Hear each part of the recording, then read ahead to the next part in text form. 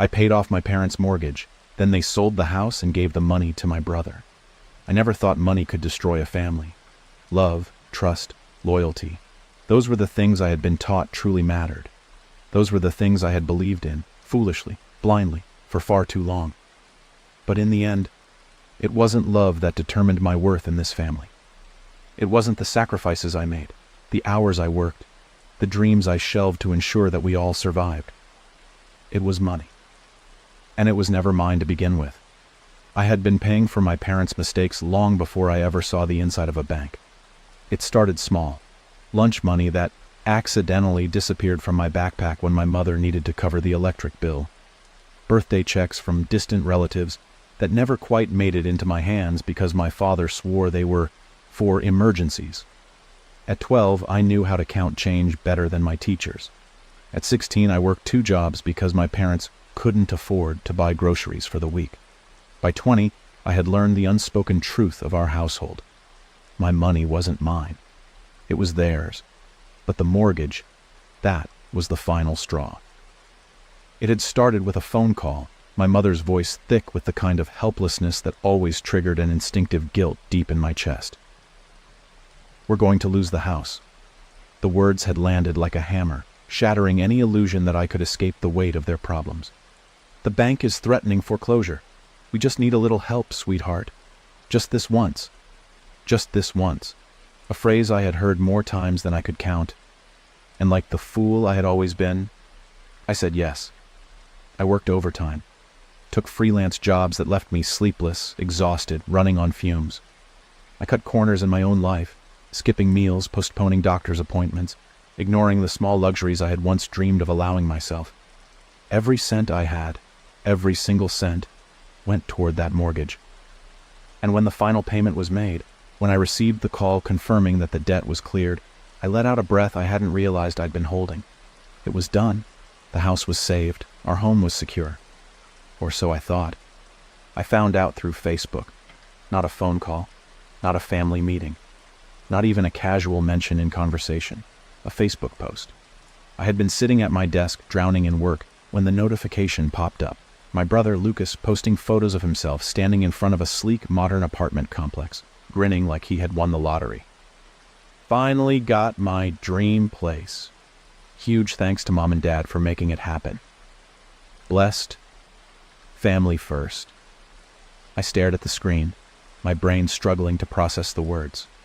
Mom and Dad for making it happen. It wasn't possible. Couldn't be possible.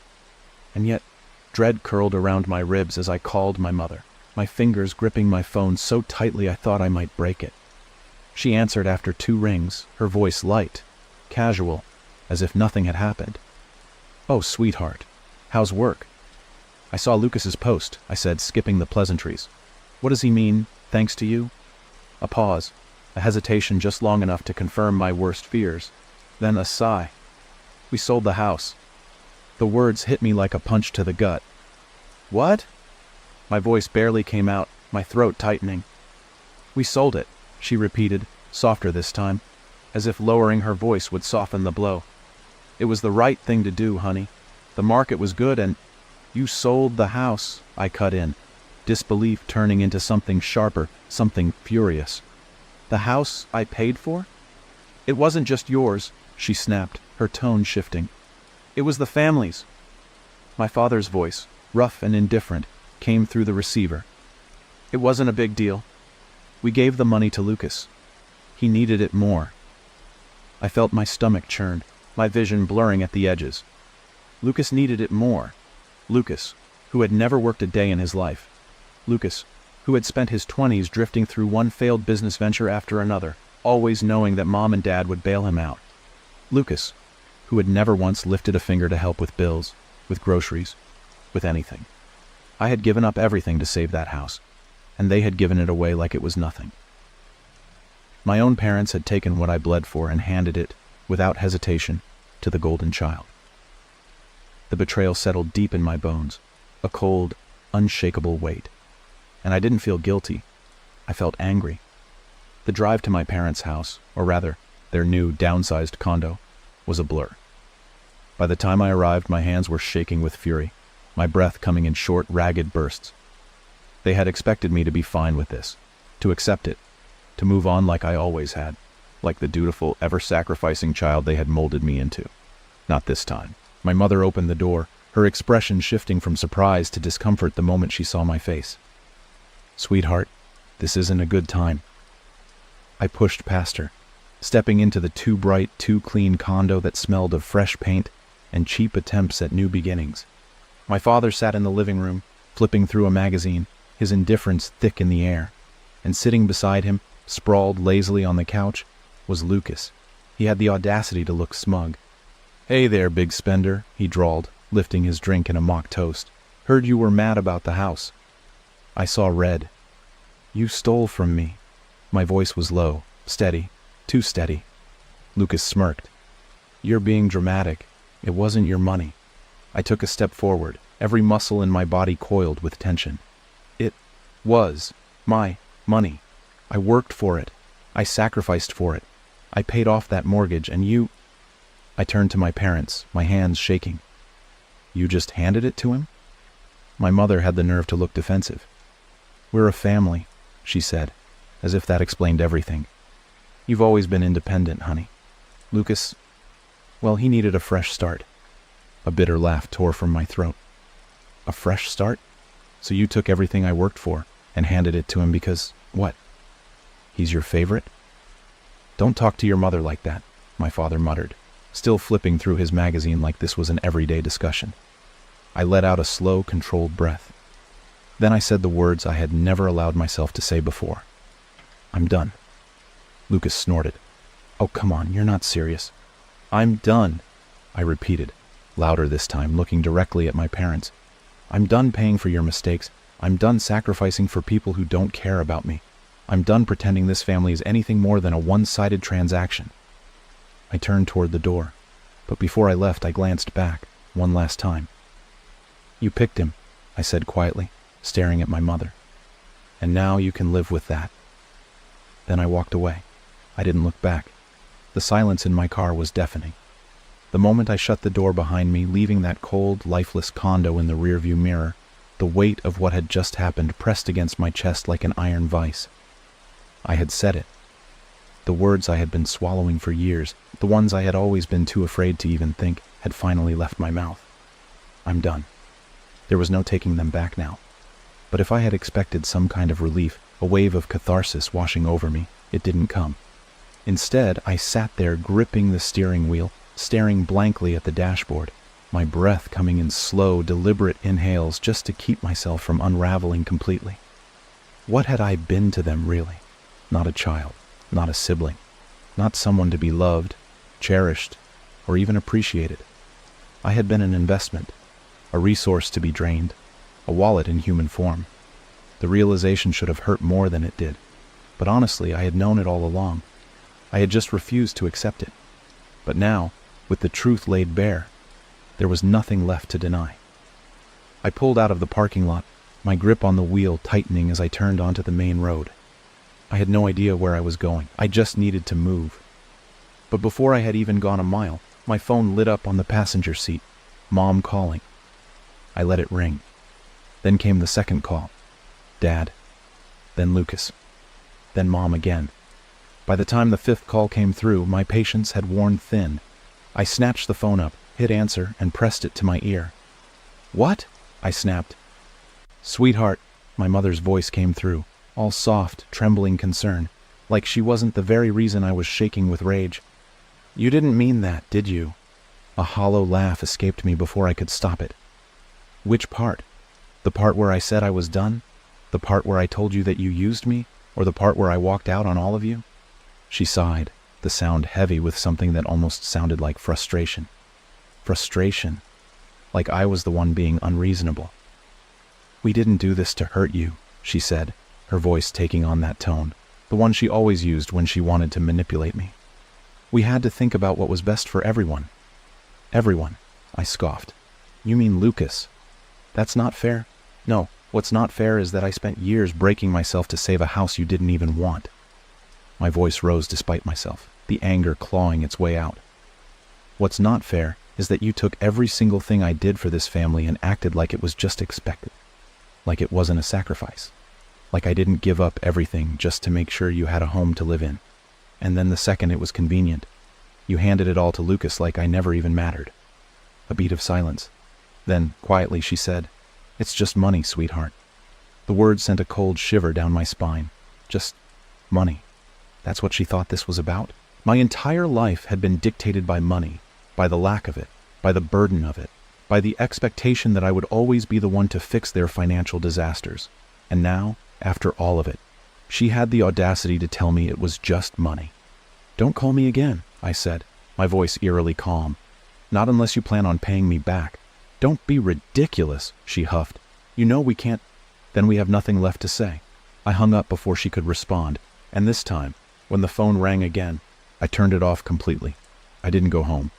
Going home meant sitting in silence, staring at the walls, waiting for the next wave of pain to hit. I wasn't ready for that. So instead, I drove.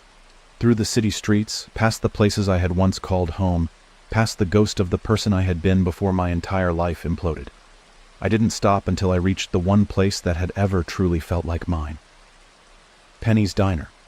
A hole-in-the-wall 24-hour joint, tucked between a gas station and a laundromat, where the coffee was burnt, the vinyl booths stuck to your skin, and the waitstaff knew your order before you even sat down. It was comfort in its most familiar form, and sitting in our usual booth, flipping through her phone, was the one person I could call family. Sophie looked up as I slid into the seat across from her, her eyes immediately narrowing. "You look like hell." I let out a breathy, humorless laugh. "I feel like hell." She set her phone down, leaning forward. "What happened?" For a second, I didn't know where to start. How did you even begin to explain the slow, deliberate erosion of every ounce of trust you had ever had? How did you put betrayal into words? But Sophie had been there for everything. She had seen the unpaid debts, the sleepless nights, the exhaustion I had worn like a second skin. She knew. So I told her about the house, about Lucas, about the fact that my parents, no, the people who raised me, had stripped me of everything I had worked for and handed it over like a prize to their favorite son, about the call, about the just money comment, about the way I had finally walked away. By the time I was done, she looked ready to murder someone. "Are you kidding me?" she hissed, her hands balling into fists on the table. "They sold the house? Your house? The one you freaking bled for?" I nodded stiffly. Her face darkened. "And gave it all to Lucas?" Another nod. She let out a slow breath, visibly restraining herself from flipping the table over.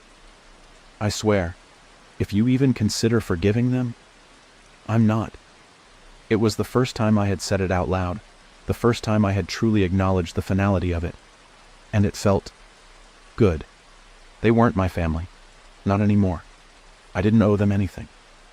Sophie studied me for a long moment, as if gauging how serious I was. Then, slowly, she leaned back, nodding in approval. "Good," she said, "because they don't deserve you." Something loosened in my chest at her words, something raw and painful but real. She was right. They didn't deserve me. I had spent my whole life waiting for them to love me the way I had loved them, but I was done waiting. I had given them everything. Now, it was time to start keeping things for myself. Sophie's words stayed with me long after I left the diner. They don't deserve you.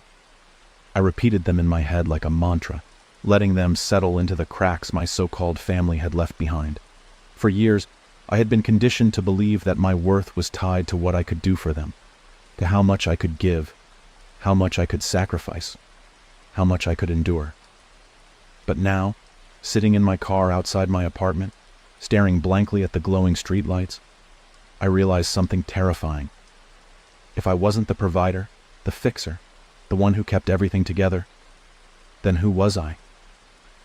The thought rattled through me like an echo in an empty house. I had spent so long being defined by their needs that I had no idea how to exist without them. But that wasn't my problem to solve. They had taken what they wanted from me. They had chosen Lucas. They had sold my sacrifice like it was nothing more than a business transaction, and now they could live with that choice. I was done. But if I was really going to cut ties, truly, completely, then I needed to do it right. No lingering threads, no open doors, no room for them to slither their way back into my life the next time they needed a lifeline, and that meant making sure they never had access to me again. The first thing I did was change my bank information. I had made the mistake of sharing access to some of my accounts with my parents over the years. It had started innocently enough, letting them use my credit card just for emergencies, adding them as authorized users so they could help with bills. But over time, I had noticed the small, unexplained transactions, the withdrawals that weren't mine, the charges that magically appeared under their names. I had ignored it before, writing it off as family helping family. Not anymore. I transferred all my money into a new account, froze the old one, canceled every card with their names on it. If they tried to access a single cent of mine, they'd hit a wall.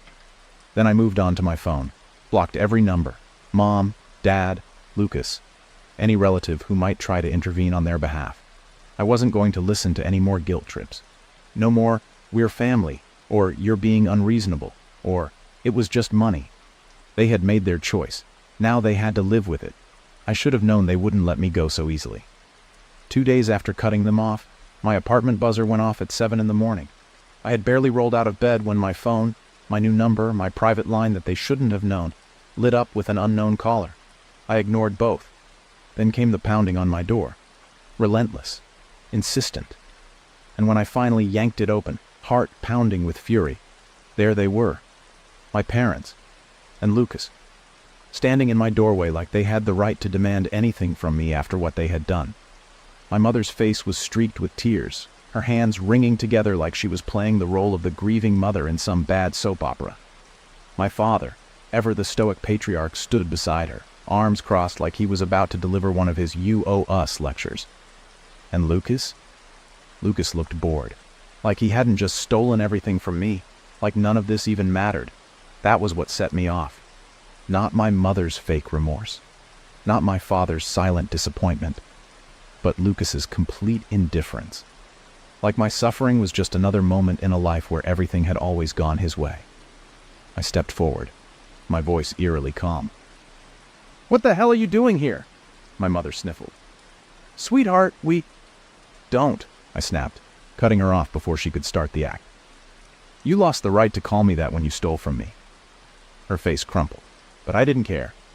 My father exhaled sharply, clearly annoyed. "You're being dramatic. This isn't as big of a deal as you're making it." I let out a short, humorless laugh. "Oh, I'm sorry. Did I misunderstand? Because from where I'm standing, you sold my house and gave the money to him." I jabbed a finger toward Lucas, who just shrugged, like it was all a joke. That was it. That was the moment the last fraying thread of obligation snapped. I turned to my father. "Do you know how much money I put into that house? How many years I spent saving it from your terrible decisions?" He scoffed. "We're your parents. It was your responsibility." "No," I said, my voice steady. "It was your responsibility. And you failed, over and over again. But instead of owning up to it, instead of trying to fix it, you let me bleed myself dry, just so you wouldn't have to deal with it." He had the audacity to look offended. "That's not fair." "No," I cut in, stepping closer, challenging him. "What's not fair is that I spent my entire life being the one who had to fix things. What's not fair is that I gave up my future so you could keep making the same mistakes. What's not fair is that no matter how much I gave, no matter how hard I tried, you always treated me like I was nothing compared to him." Lucas rolled his eyes. "Oh, come on, stop being a martyr." That did it. I turned on him so fast he actually took a step back. "You," I hissed, my hands shaking with fury, "are a leech, a parasite.